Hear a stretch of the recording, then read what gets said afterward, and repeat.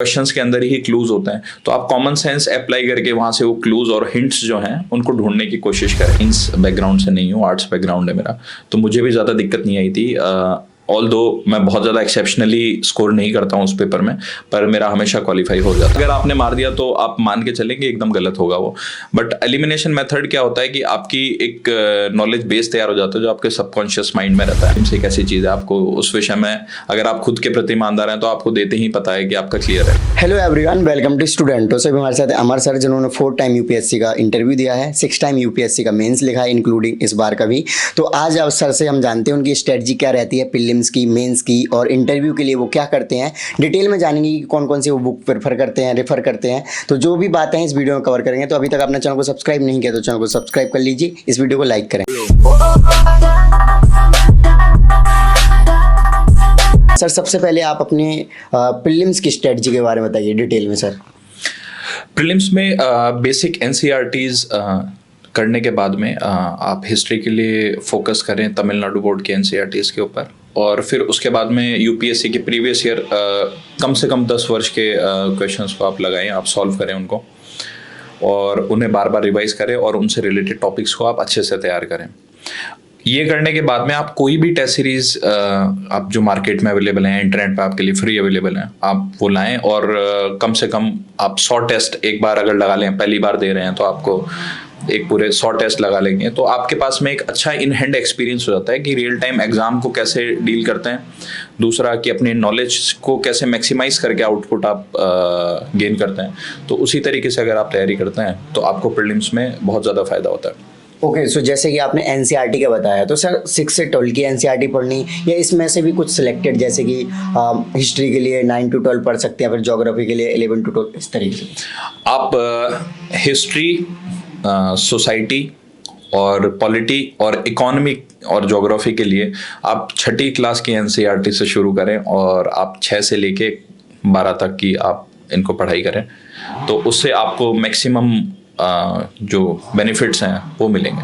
Okay, सो NCERT बता दी। कुछ books है सर, जैसे कि अभी मान के चलो जो 2022 का एग्जाम देने वाले हैं, तो वो स्पेशली अभी क्या फोकस करें, क्या पढ़ें कि उनका प्रीलिम्स निकल जाए? आपको बार बार अपनी एनसीईआरटीज को रिवाइज करना है, और आपको बहुत ज़्यादा यूपीएससी के प्रीवियस ईयर के क्वेश्चंस जो हैं आपको कम से कम उनको आप सॉल्व भी नहीं करें तो आपको 10 क्वेश्चन पढ़ के सोना बहुत ज़रूरी है, ताकि वो जो एक कॉम्प्लेक्स लैंग्वेज आती है जिसको एग्जाम टाइम में लोग हैंडल नहीं कर पाते हैं, तो आप उससे फेमिलियरिटी बढ़ाएं अपनी। राइट। आगे वीडियो शुरू करने से पहले आपके लिए इंपॉर्टेंट इन्फॉर्मेशन, अगर आप यूपीएससी सीएससी की तैयारी कर रहे हैं तो अनअकैडमी लेकर आए आपके लिए स्पेशल ऑफर अनलॉक 20। नॉर्मली क्या हो जाता है कि अगर आप अनअकैडमी कोई भी सब्सक्रिप्शन या कोर्स लेते थे तो उन पर 10% का डिस्काउंट मिलता था कोड यूज करने पर, लेकिन अभी आपको 20% का डिस्काउंट मिल रहा है। ये जो ऑफर है 19 फेब यानी कि आज इसका लास्ट डे है। तो अगर आप कोई भी कोर्स लेना चाहते हो तो मेरा कोड स्टूडेंटो यूज कर सकते हो 20% इंस्टेंट डिस्काउंट के लिए।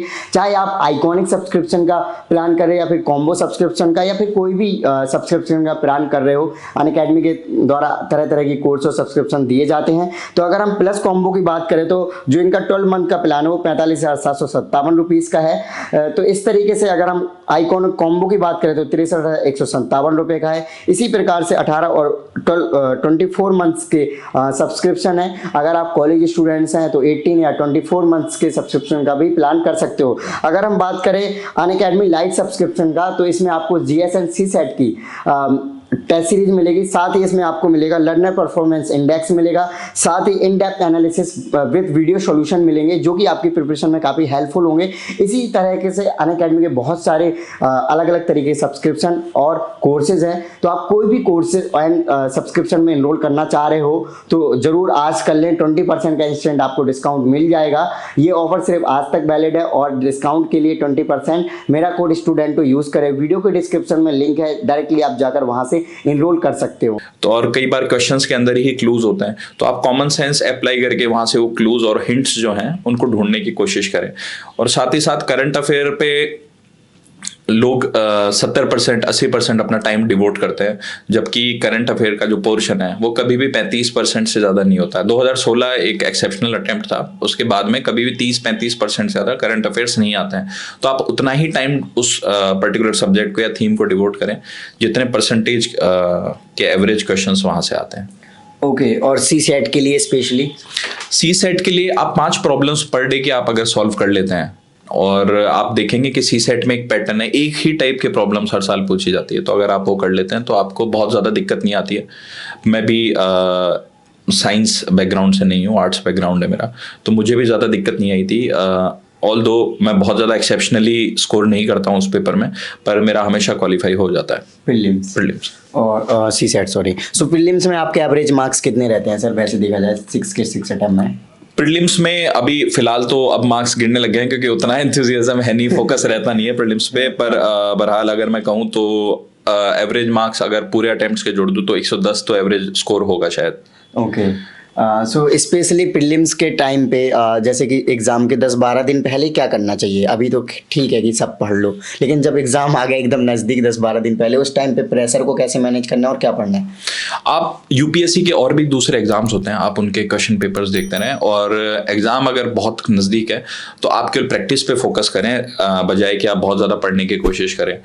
तो 10-15 दिन पहले अपना रूटीन सुधारने की कोशिश करें। अगर आप रात में पढ़ने की आदत है तो धीरे धीरे उस रूटीन को दिन में लेके आएँ। नहीं तो क्या होगा कि जब आपका पेपर 1 तो आप दे लेंगे, पेपर 2 के टाइम जब 3 घंटे का गैप आ जाता है आपके पास में, और अमूमन गर्मियों में होता है, तो आप फटीग की वजह से या फिर नींद नहीं आने की वजह से भी कुछ लोगों को शिकायत रहती है, सर दर्द हो सकता है, या फिर अदरवाइज आपका पेपर बिगड़ने की अच्छी संभावना है। Okay, so sir elimination method होता है, जैसे कि मैं बहुत सारे कैंडिडेट्स के इंटरव्यू किया हूँ, मिला हूँ, तो सभी को क्वेश्चंस नहीं आते, ऑलमोस्ट 30 या 40 या 50% के आसपास क्वेश्चन बन रहे होते हैं। बाकी वो एलिमिनेशन मेथड या तुक्का जो कहते हैं उससे करते, तो उसमें क्या मतलब कैसे करना होता है? देखिए, आपको ये समझना पड़ेगा कि पहली बात तो तुक्का नाम की शब्दावली कोई होती ही नहीं है। तुक्का अगर आपने मार दिया तो आप मान के चलेंगे एकदम गलत होगा वो। बट एलिमिनेशन मेथड क्या होता है कि आपकी एक नॉलेज बेस तैयार हो जाता है जो आपके सबकॉन्शियस माइंड में रहता है, तो उसको आधार बना के आपके पास में कुछ सिद्धांत बन चुके होते हैं दिमाग में, कुछ प्रिंसिपल्स आप बना लेते हैं, कुछ फंडे आप बना लेते हैं कि ऐसा है तो ऐसा नहीं होगा। फॉर एग्जांपल कि अगर कोई क्वेश्चन आता है, उसके मल्टीपल चॉइस क्वेश्चन है, स्टेट नंबर 1, 2, 3 और 4 दिए हुए, तो आप पाएंगे कि अगर स्टेटमेंट नंबर 2 सही है तो 3 कभी सही हो ही नहीं सकता कॉमन सेंस के हिसाब से, मतलब दोनों एक जगह नहीं दिखने चाहिए। आप नीचे देखें एबीसी में, जहां जहां ये दोनों अपने एक साथ में, आप उनको काट दें, तो अगर आपको आंसर मिल जाता है, नहीं मिलता है तो आप फर्दर इस प्रैक्टिस को 1 एंड स्टेटमेंट 4 के साथ में अप्लाई करें, और जैसे ही आप अप्लाई करते हैं आप पाएंगे कि आपको जवाब मिल गया। ओके, सो सर अब बात की जाए मेंस की, तो मेंस के लिए आप क्या करते हैं सर? स्पेशली बुक्स क्या फॉलो करनी चाहिए और कैसे पढ़ना चाहिए मेंस को? मेंस में पढ़ते पढ़ते मेरे अपने नोट्स बन चुके हैं बहरहाल। तो मेरा टारगेट रहता है प्रीलिम्स का जब तक रिजल्ट आता है, क्योंकि मुझे पता रहता है कि प्रीलिम्स क्वालिफाई हो गया है। प्रीलिम्स एक ऐसी चीज़ है, आपको उस विषय में अगर आप खुद के प्रति ईमानदार हैं तो आपको देते ही पता है कि आपका क्लियर है। तो जब तक रिजल्ट आता है तब तक मेरा टारगेट रहता है मैं ऑप्शनल को और अपने बेसिक जीएस के सोर्सेज को रिवाइज कर लूँ। फिर उसके बाद में विजन की मेंस 365 मैगजीन आई जाती है, तो फिर उससे मैं करंट अफेयर रिवाइज कर लेता हूँ, और बीच बीच में मैं टेस्ट लिख रहा होता हूँ, तो उससे भी मुझे काफ़ी हेल्प हो जाती है। ओके, और सो जो नए एस्पिरेंट हैं उनको कैसे पढ़ना चाहिए मेंस के लिए? देखिए, नए एस्पिरेंट्स को भी फोकस रखना चाहिए कि प्रीलिम्स का रिजल्ट आने से पहले कम से कम अपने ऑप्शनल को वो अच्छे से रिवाइज कर ले, 1 बार 2 बार, जितने भी बार अगर वो कर सकते हैं, तो उससे उन्हें काफ़ी हेल्प मिलेगी और काफ़ी वो रिलीव महसूस करेंगे। क्योंकि नए एस्पिरेंट्स का जीएस अमूमन अच्छा होता है, पर ऑप्शनल उतना अच्छा हो नहीं पाया होता है क्योंकि वो काफ़ी नए होते हैं, और ऑप्शनल में एक नॉलेज डेप्थ की भी ज़रूरत होती है, और एक स्ट्रेटेजिक जो बेस होता है, नॉलेज बेस होता है, और स्ट्रेटजीज की भी सारी जरूरत होती है। ओके, तो सर कुछ ऐसी बेसिक बुक होंगी जो कि फॉलो करनी चाहिए हर यूपीएससी एस्पिरेंट को, उनके बारे में?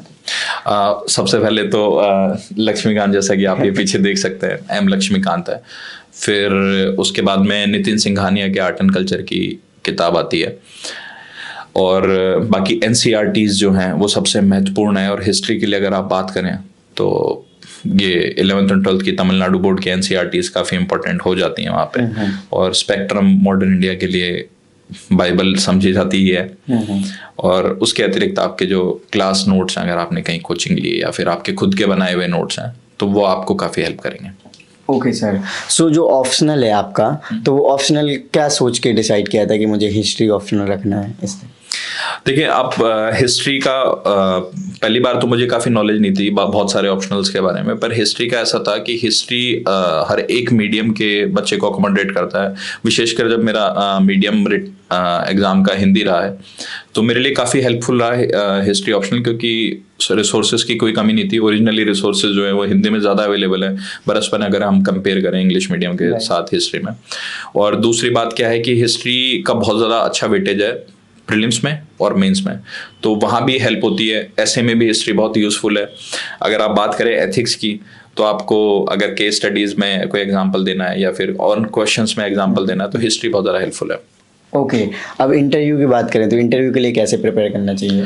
देखिए मैंने बहुत ज़्यादा अच्छा स्कोर कभी रहा नहीं है इंटरव्यू का, पर फिर भी जितना मैं समझ पाया हूँ इंटरव्यू को, तो इस पे आपको खुद के डेफ को खुद को जानना बहुत इंपॉर्टेंट है, जिसमें कि आपका जो डेफ है वो अच्छे से तैयार हुआ ना बहुत ज़रूरी है। उसके अलावा आप मेंस खत्म होने के बाद में अगर रोज़ाना एक या कम से कम एक और 2 या 3 अखबार जितने पढ़ सकते हैं उतना अच्छा है। तो आप अपनी तैयारी को रोके नहीं। आप ये नहीं सोचें कि अभी तैयारी खत्म हो गई है, मेंस खत्म हो गया, तैयारी खत्म हो गई है। आपकी तैयारी सिर्फ उसी दिन खत्म होती है जब आप अपनी पसंदीदा रैंक लेके इस एग्जाम से निकल जाते हैं। आपकी तैयारी उसी दिन खत्म होती है। Right sir. सो इंटरव्यू में अगर देखा जाए तो डेप्स के अलावा देखा जाए तो किस टाइप के क्वेश्चन ज़्यादा पुटअप किए जाते हैं? वैसे डेफ से क्वेश्चंस बहुत ज़्यादा रहते हैं। फिर उसके बाद में एक आधी कभी केस स्टडीज़ भी पूछ ली जाती है कि कहते हैं कि फ़र्ज़ करिए आगे आप इस ज़िले के डीएम है या फिर इस ज़िले के एसपी हैं, ऐसी कोई एक्स्ट्राऑर्डिनरी सिचुएशन है तो आप उसको कैसे हैंडल करेंगे। तो 1 या 2 क्वेश्चंस इस प्रकार के रहते हैं। बाकी कोई करंट अफेयर में से रिलेटेड क्वेश्चंस रहता है। बाकी कई बार आपके नाम या फिर जिस क्षेत्र से आप आते हैं वहाँ से क्वेश्चन उठ जाते हैं। और 25 से 30 मिनट का इंटरव्यू रहता है अमूमन एवरेज, तो लगभग इन्हीं टॉपिक्स पे बात होती है। Okay sir. सो जो नए एस्पिरेंट हैं जो इस बार प्रीलिम्स देंगे, फर्स्ट टाइम देंगे, तो उनको अभी क्या टाइम फॉलो करना चाहिए, एवरेज कितना पढ़ना चाहिए और क्या टारगेट बनाना चाहिए? देखिए जी, किसी व्यक्ति की ज़रूरत होती है, उसका 4 घंटे में काम चल जाता है, बहुत ज़्यादा फोकस से वो अगर पढ़ लेता है